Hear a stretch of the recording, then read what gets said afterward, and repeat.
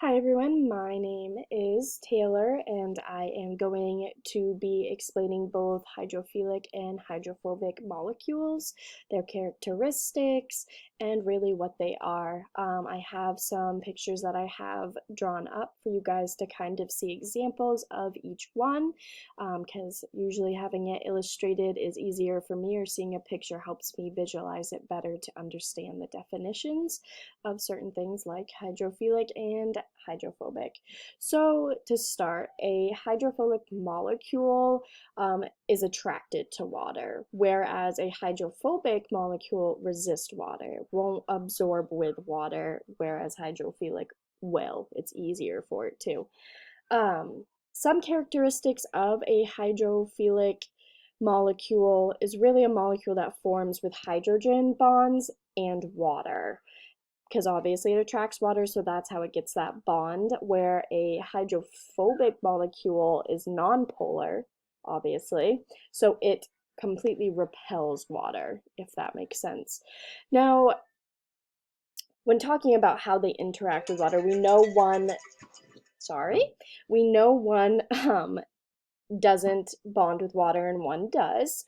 So to give kind of a characteristic definition illustration version for hydrophobic, I will put it up so you guys can see it.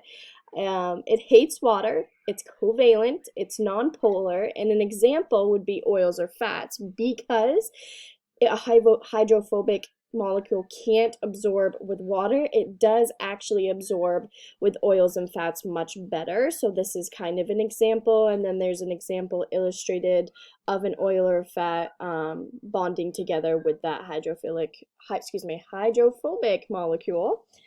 And then to do the opposite, which I have drawn up a hydrophilic molecule. Obviously, it loves water. It's the total opposite of a hydrophobic molecule. It is polar covalent, which, if I can get this so you guys can truthfully see. Let's see. It is, like I said, polar covalent. And then examples would be salt. And I did have a drawing out of a hydrophilic molecule absorbing with water and salt. That kind of sums that up all in there. Like I said, one dissolves, one doesn't. One likes more of an oil substance and one likes more of a water substance. So they're basically the total opposite, but you need the total opposite for it to form with different kind of substances. It's really important, actually. But overall, those are the basic understandings of a hydrophilic molecule and a hydrophobic molecule. Thank you.